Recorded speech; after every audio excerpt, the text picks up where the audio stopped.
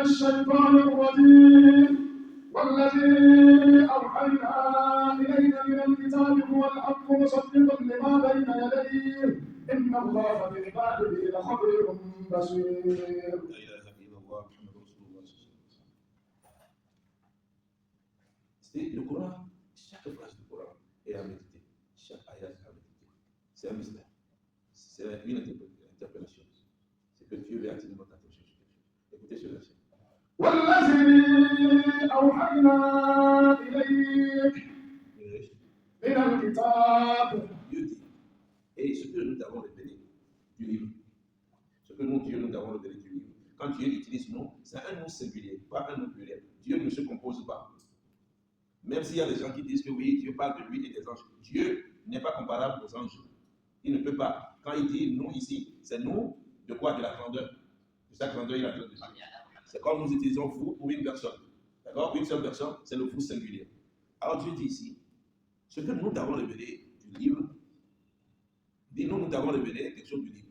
D'accord? Pourquoi Dieu a révélé? Qu'est-ce qu'il a révélé du livre? Dieu dit, d'abord, ce que nous t'avons révélé, qu'est-ce que Dieu a révélé? Le Coran est ça. Pourquoi il dit ici, ce que nous t'avons révélé du livre? Ici, Dieu parle pas seulement de ce Coran que nous avons devant nous. D'accord? Il parle de quoi? Il y a un autre Coran qui est l'enregistrement de toutes les révélations des prophètes du début jusqu'au prophète sallallahu alayhi wa sallam. D'accord? Dieu dit ce que nous t'avons révélé du livre de Kitab. D'accord?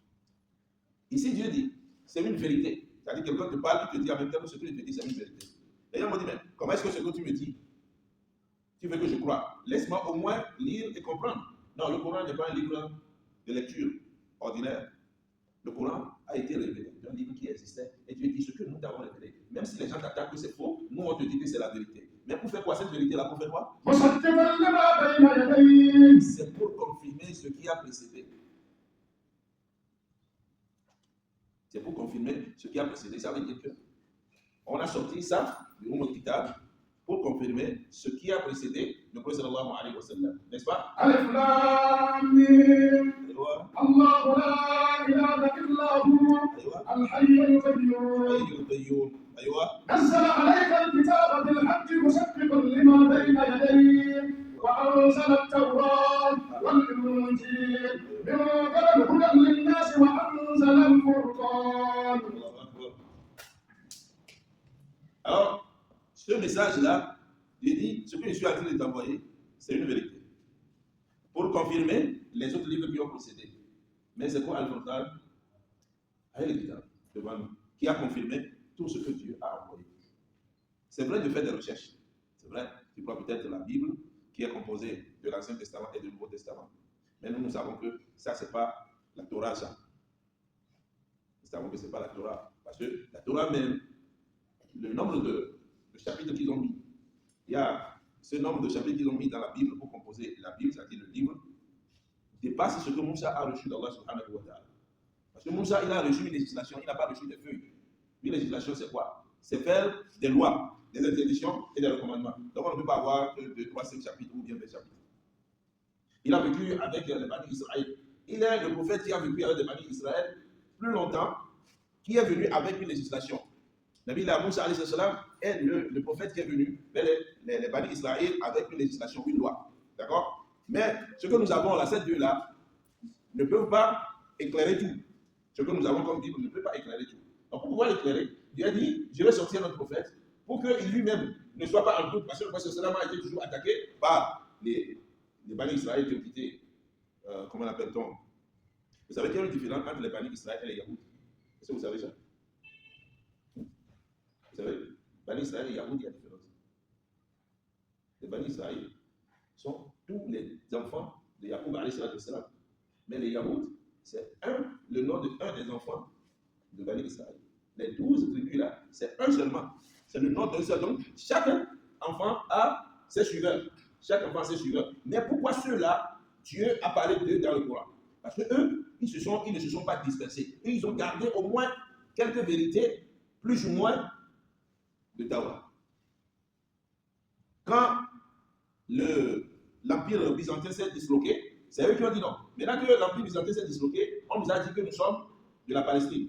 Donc c'est comme ça qu'ils sont partis là-bas. Mais quand ils sont arrivés, ils ont toujours gardé, c'est comme si, bon, dans nos pays, on dit que bon, il y a des gens qui sont, on va les dire, caviar.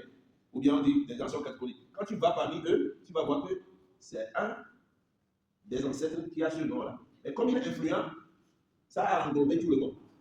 Mais les Bani Israël, c'est les 12 tribus. Mais les Yahoud font partie des branches, c'est-à-dire une des branches.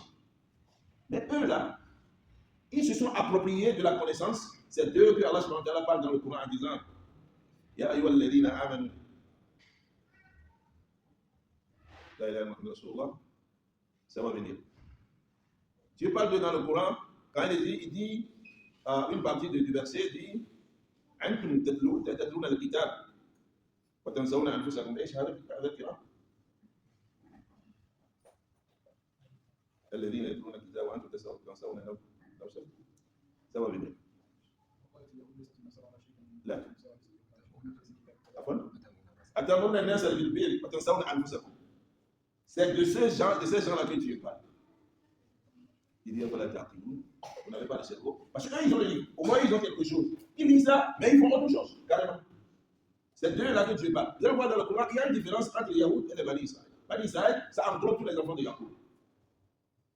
Alors, ici, là, qu'est-ce que Dieu nous dit? Dieu dit, toi, pour ce soir, depuis que tu as reçu là, c'est une vérité. Mais ce n'est pas une vérité seulement sur la langue, c'est une vérité qui vient confirmer ce que moi, Dieu, j'avais envoyé avant. Quand tu as le Coran, ne pense pas que le Coran est destiné pour les musulmans. Non, il n'y a pas affaire d'arabe.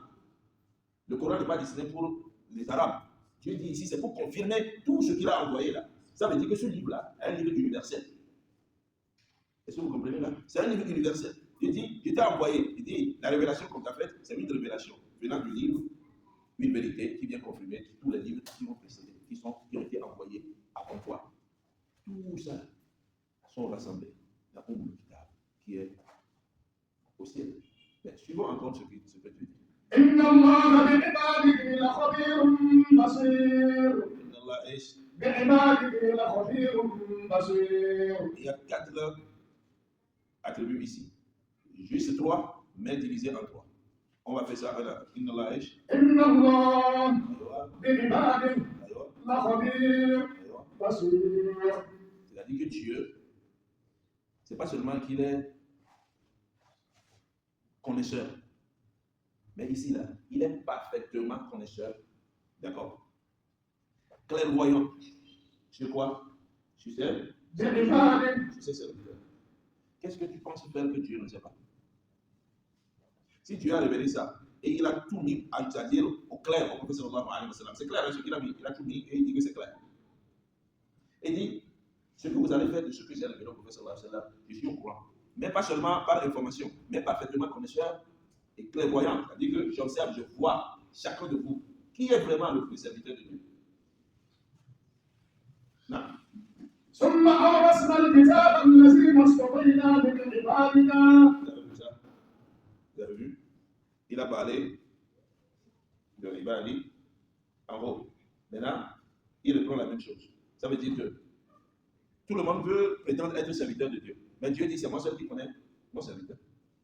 Tout le monde peut être, c'est-à-dire musulman, il vient prier. Mais parmi nous, c'est Dieu seul qui sait qui est vraiment son serviteur. Maintenant, Dieu dit, confirme maintenant ses serviteurs. Plus haut, il a dit, il connaît les serviteurs. Maintenant, il vient confirmer par ce verset qui suit. Il dit quoi? Pour pouvoir connaître ces vrais serviteurs, qu'est-ce que tu as fait d'eux? Soumaïch? Nous avons fait hériter à nos serviteurs. Ici, le serviteur, à quel sens ici? Est-ce que c'est toi, c'est moi? Qu'est-ce que tu veux dire? Pour comprendre, tu descends.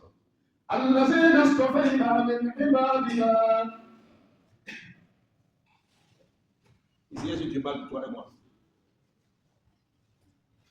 Hein? Non, il faut bien lire, vous allez comprendre. Pourquoi chaque jour avec FC, puis je vais faire tout donner comme ça? Ça veut dire qu'on ne fait pas vos devoirs de maison, vous aussi. On va lire, non?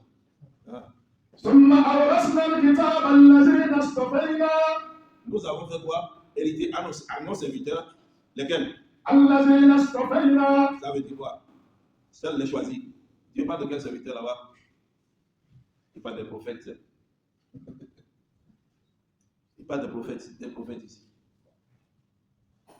Parce que le plus gros Dieu dit, je connais mes serviteurs. Mais il dit ici, j'ai fait hériter à mes serviteurs, c'est-à-dire donner aux serviteurs, donner aux messagers le livre.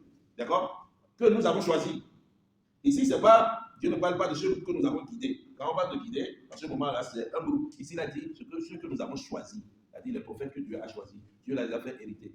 C'est-à-dire, hériter de quelque chose, ici veut dire que quand on parle de Mohammed sallallahu alayhi wa sallam, qu'est-ce qui vient dans notre tête? Le Coran. Quand on parle de Moussa, qu'est-ce qui vient dans notre tête? Le Torah. Vous voyez un peu? Donc c'est ça que Dieu dit. Pour mieux comprendre, on va pas descendre. فمنهم ظالم لنفسه.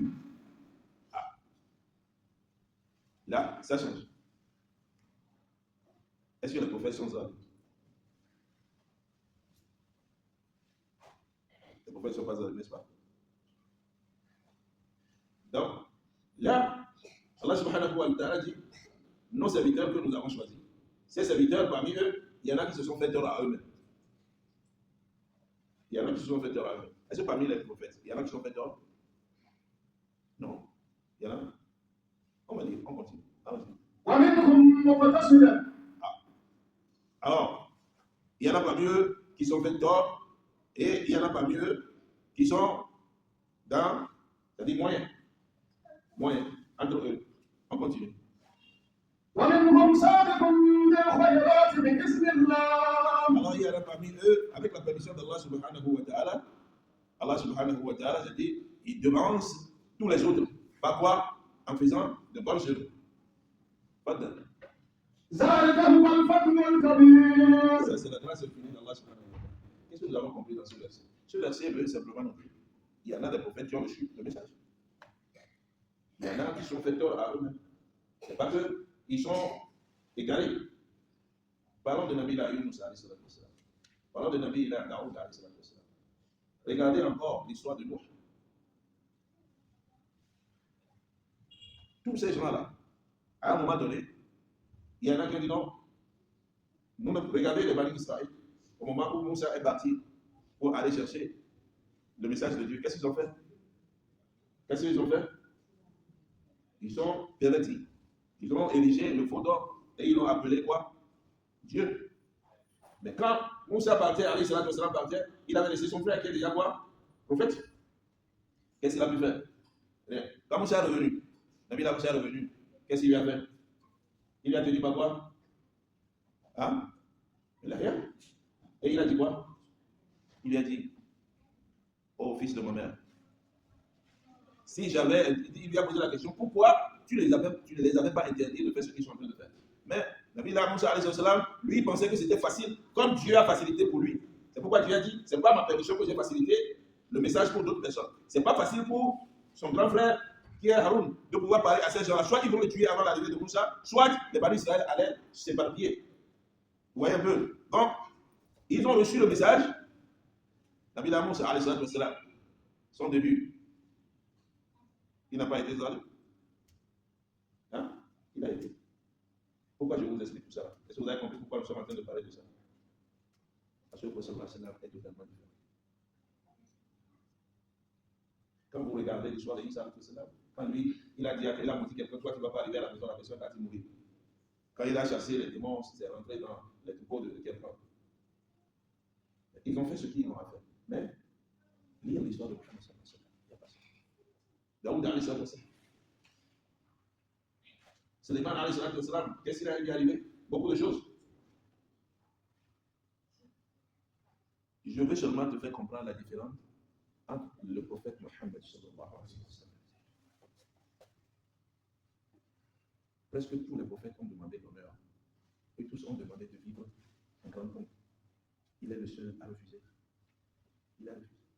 Parce qu'il savait que s'il acceptait tous les musulmans, d'abord il n'a même pas accepté. Regarde, les musulmans sont toujours derrière l'argent. Imagine si lui, il avait mis ça dans sa tradition, on n'aurait même pas le temps d'aller payer. Parce que, regardez, au moment où il s'est interdit de boire du miel. C'est-à-dire, Dieu suit le prophète sallam quand il le suivait. Parce que si le prophète sallam s'était interdit le miel là, et que Dieu n'avait pas réagi,